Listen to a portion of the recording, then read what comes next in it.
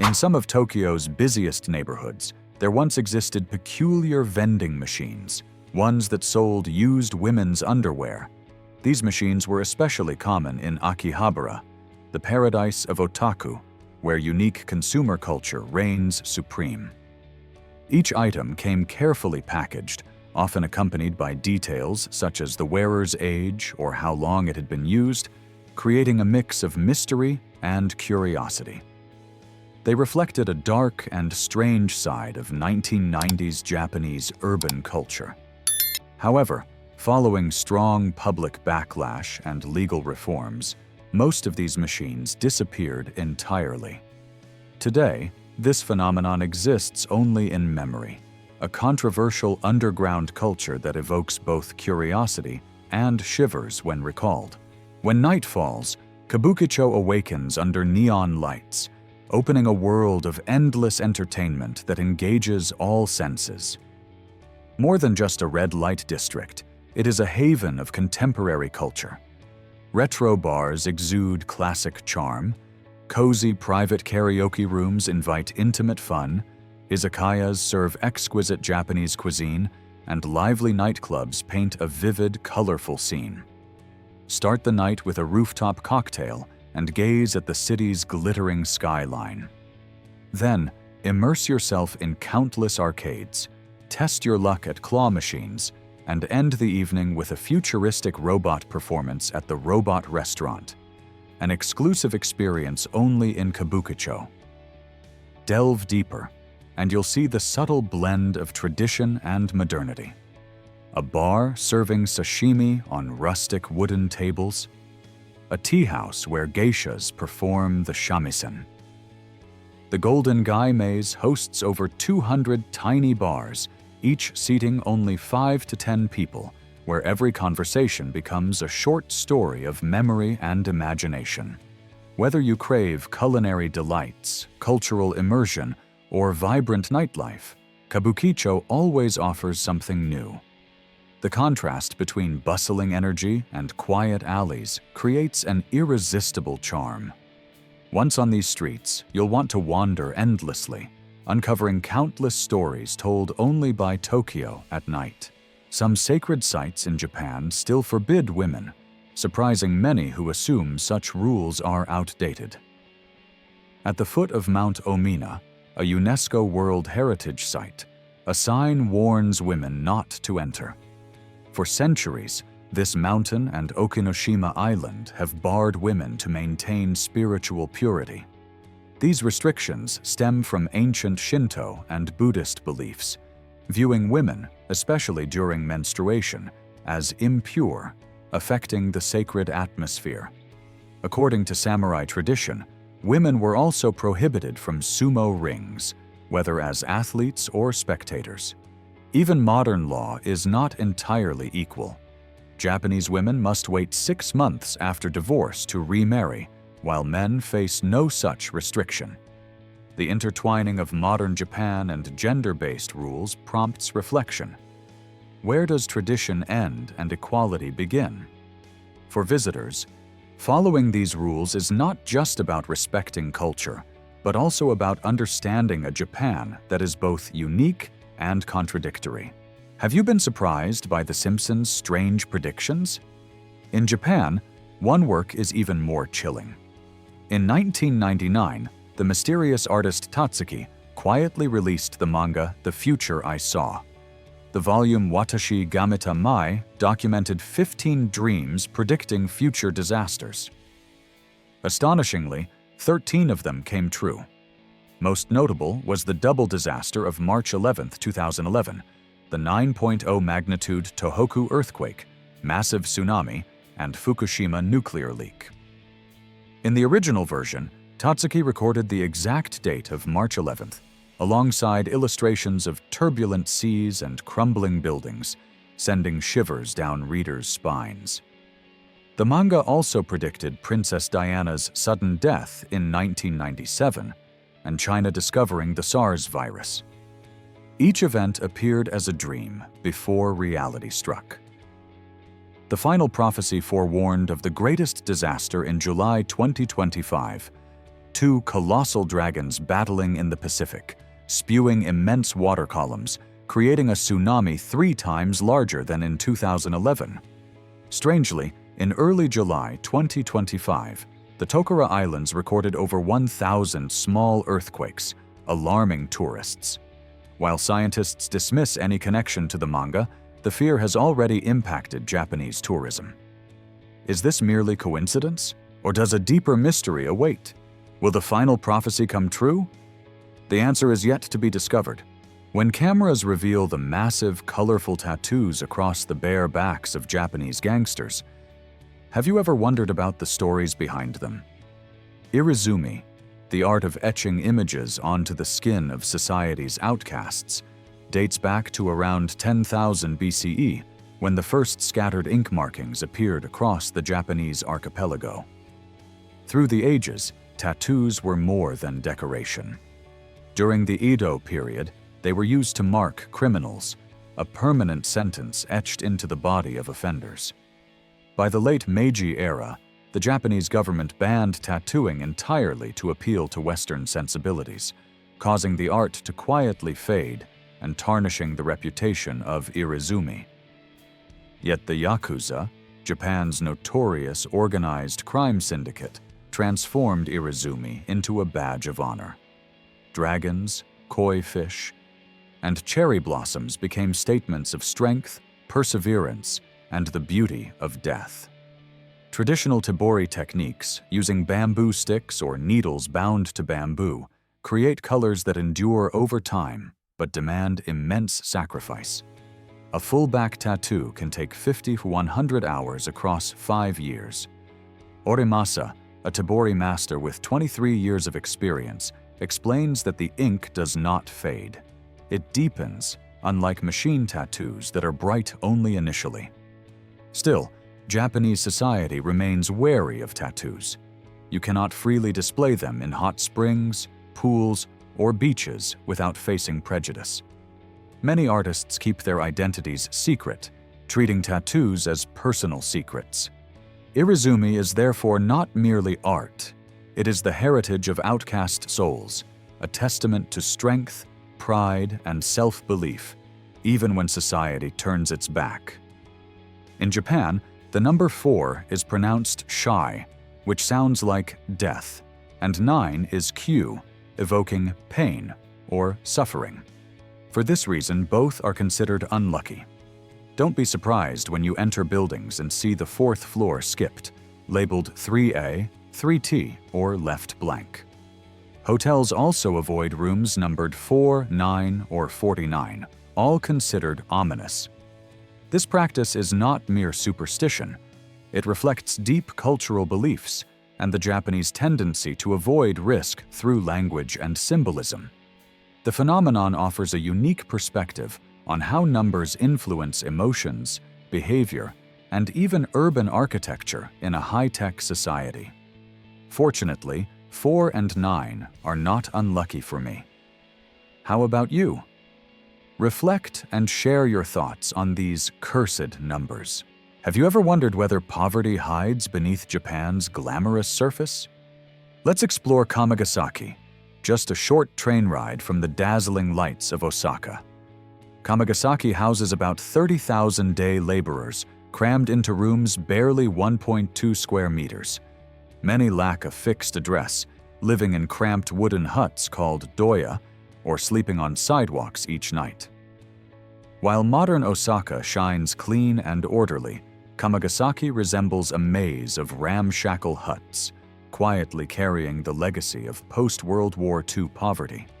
Social welfare rates here are the highest in Japan, 176 per 1,000 residents, compared to just 42 per 10,000 in central Osaka.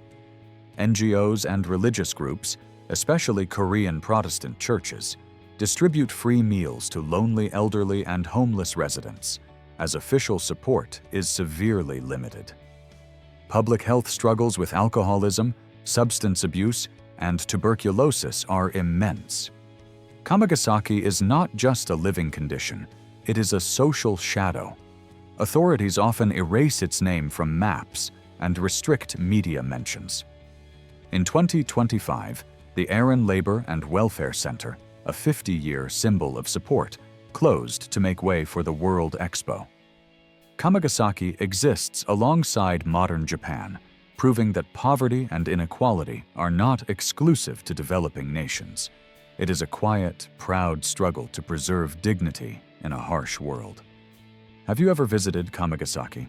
In the neon-lit heart of Tokyo, there exists a world not for the faint of heart, where a single smile can be worth hundreds of dollars, and a gentle night of conversation can earn a girl between $2,000 and $10,000. This is not fiction. It is the reality of Japan's hostesses, where smiles and emotions are sold. Behind sweet eyes and professional smiles lies a game of emotions. Every minute with a customer is a performance, and every connection is as fragile as smoke rising from an expensive whiskey.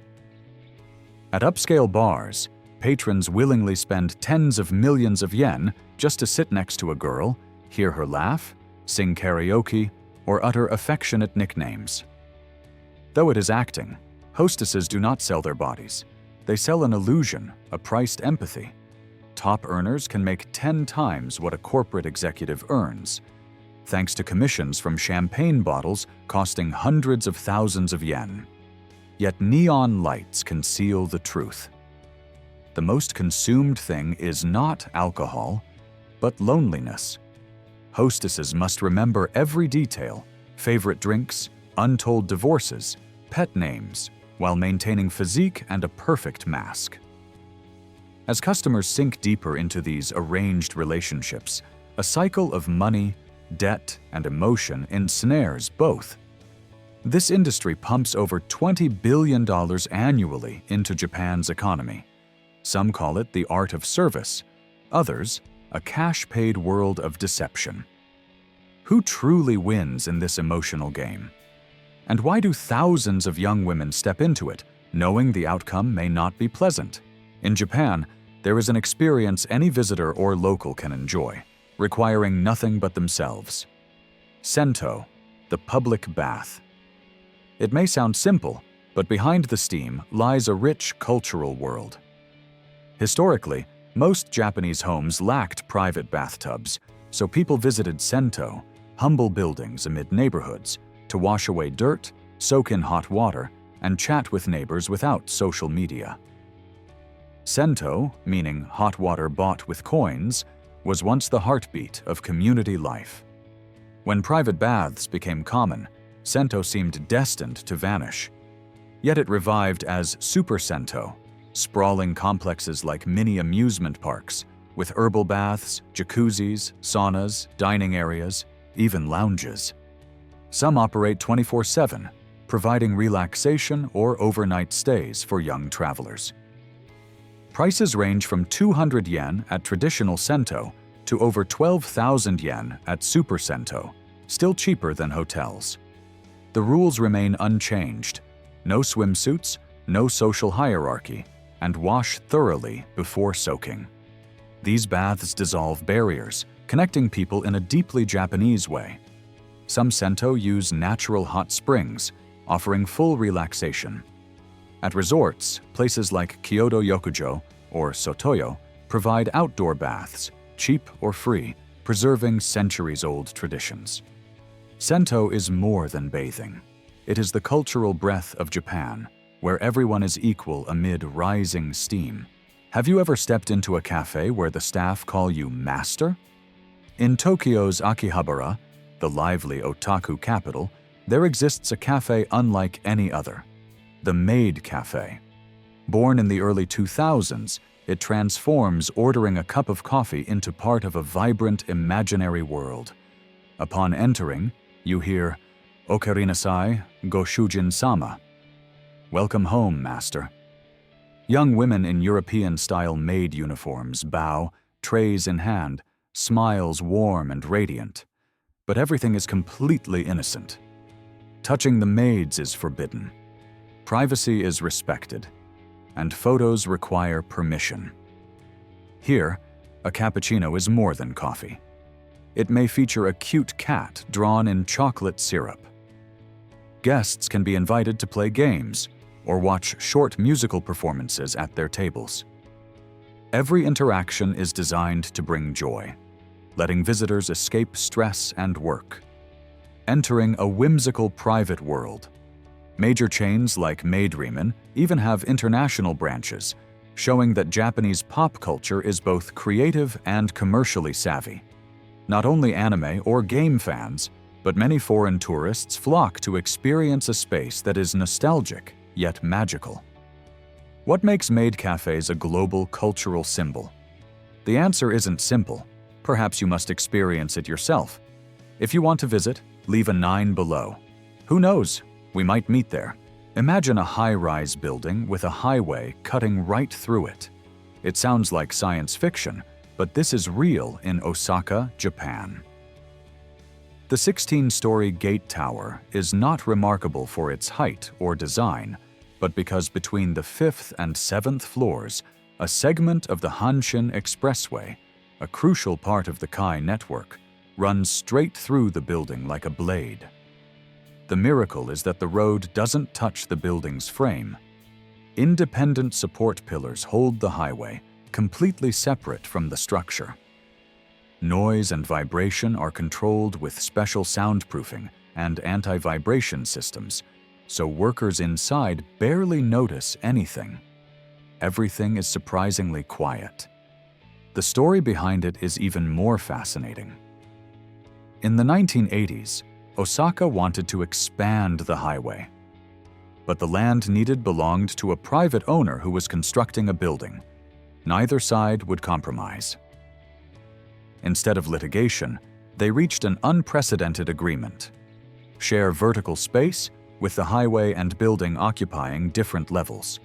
Japan even amended building laws to legalize this unusual arrangement. The result is an engineering masterpiece that solved a traffic challenge while showcasing the creativity and flexibility of Japanese urban architecture. In a country where every square meter is precious, Gate Tower became a symbol of bold thinking and innovation.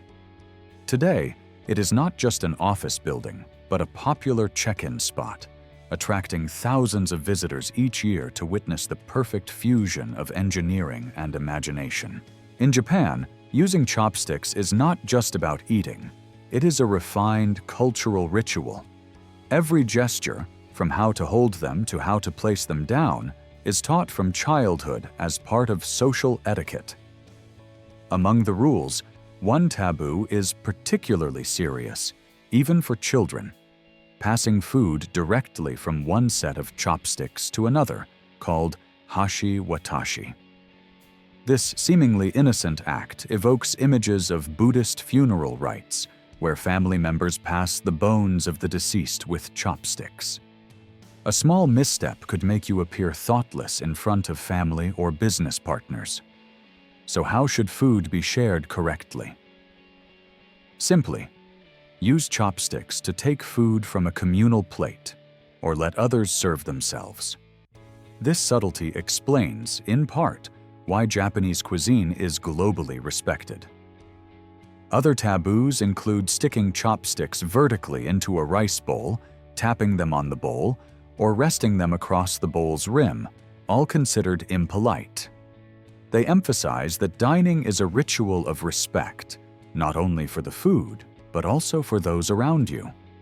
Whether dining at a small countryside eatery or a high-end Tokyo restaurant, proper chopstick etiquette helps you integrate and shows respect for a refined culture that has endured for centuries. Have you ever passed through a village almost entirely abandoned? Yet human presence still echoes through empty streets and houses. Hidden in the misty mountains of the Iya Valley on Shikoku Island, Nagoro was once a farming community with hundreds of residents. Children played in classrooms, elders tended gardens, and fields echoed with the sounds of hoes and laughter. Over time, the young left, the remaining residents aged, and Nagoro became heartbreakingly empty, with fewer than 30 inhabitants left. One day, Tsukimi Ayano returned to care for her elderly father and witnessed the deserted streets. she came up with a special idea. Create life-sized dolls mimicking former neighbors, classmates, and workers. Figures once thought lost quietly returned. In classrooms, eyes fixed on the blackboard. At bus stops, arms clutching bags waiting for a bus that never comes. In the fields, bent backs tending vegetables. Today, more than 350 dolls populate the village alongside the few remaining residents. The scene is both eerie and moving. Nagoro is now a unique destination, not for fame, but for the story behind each doll. It is a silent symbol of Japan's vanishing villages, reminding us of the value of memory, community, and the determination to keep one's homeland from fading into oblivion. Have you ever imagined standing in a world where honor matters more than life itself? Where the clash of swords rings like a sacred melody of loyalty? This is the world of the samurai, the eternal symbol of the Japanese spirit. Born in an era of chaos, samurai were not only masterful warriors, but also guardians of the Bushido philosophy, the way of the warrior, which celebrated courage, loyalty, and self-discipline. They trained their bodies with thousands of sword strikes each morning and cultivated their minds through silent meditation. In their hands, the katana, a perfectly curved sword, was not merely a weapon, but a soul, a pledge never to betray honor. Samurai knew more than combat. They knew how to live beautifully. Painters, poets, philosophers, they viewed death not as an end, but as proof of unwavering will. Miyamoto Musashi, the legendary dual sword master, left behind the Book of Five Rings, a manual on strategy and philosophy regarded as the essence of Eastern wisdom. Today, though the samurai era has passed, their spirit endures in every forged sword, every intricately embroidered kimono, and every martial arts festival. Samurai are not just history, they are an undying flame, reminding us that true strength lies not in the strike of a blade, but in a disciplined and proud heart. Hidden in Japan's inland sea, Usagi Jaima, or Rabbit Island, draws hundreds of thousands of visitors each year. Not for grand landscapes or historic architecture, but for small, furry creatures with round eyes that run up to you just for a carrot. A short ferry ride from Tadanumi brings you to Okunoshima, where over 300 wild rabbits freely roam trails, meadows, and beaches. Friendly and unafraid of humans, they often chase visitors not to bite, but to beg for food. The scenery is so charming that many call it Rabbit Heaven, a peaceful sanctuary amid the blue sea. Few know, however, that the island was once a chemical weapons production base during World War II. From 1929 to 1945, Okunoshima was removed from maps, used to manufacture and transport poison gas to China. Production buildings still stand, moss-covered and decaying, silent witnesses to a dark past. Initially, the rabbits were test subjects used to detect gas leaks. After the war, they survived and multiplied, transforming a hidden hell into a lively paradise. Today, the island offers camping, walking trails, and a poison gas museum, allowing visitors to play with rabbits while learning a little-known chapter of history, experiencing the striking contrast between adorable innocence and historical horror. In Japan's scorching summer, when traditional round watermelons become commonplace, shikaku suika, square watermelons, appear, astonishing everyone. Not genetically modified, but grown using a simple yet magical technique, placing a young watermelon in a transparent cube mold and letting it grow into a perfect shape. This transforms ordinary fruit into a calculated work of art. The story began in the late 1970s in Zentsuji, Kagawa Prefecture. Farmer Tomoyuki Ono wanted square watermelons to fit neatly in Japanese refrigerators. Easy to cut, non-rolling, and visually striking, they quickly became an iconic novelty. Zensuji is now the hub for Zensujisen Shikaku Suika, trademarked, with display prices ranging from 10,000 yen, $100 for standard fruits, to 50,000 yen under poor weather conditions. Exported watermelons can reach $1,000, becoming luxury gifts or striking decorative pieces. Growing square watermelons is no easy task. Farmers check each fruit 2 to 3 times daily, balance them in wooden frames, shield them from sunlight with tiny caps, and harvest only when perfectly cubic. Any blemish, crooked stripe, or uneven corner is immediately discarded. This meticulous process makes square watermelons a symbol of craftsmanship, creativity, and Japanese ingenuity. Today, square watermelons are not just food, but art pieces, displayed in upscale Tokyo fruit shops, adorned with delicate ribbons. They blend nature with human intelligence, exemplifying relentless creativity. Square watermelons, more than fruit, are a symbol of patience, aesthetics, and Japanese intellect, inspiring admiration from anyone who beholds them. Note: all information in this video is for reference purposes only. Please research carefully before making any decisions. See you on the next journey.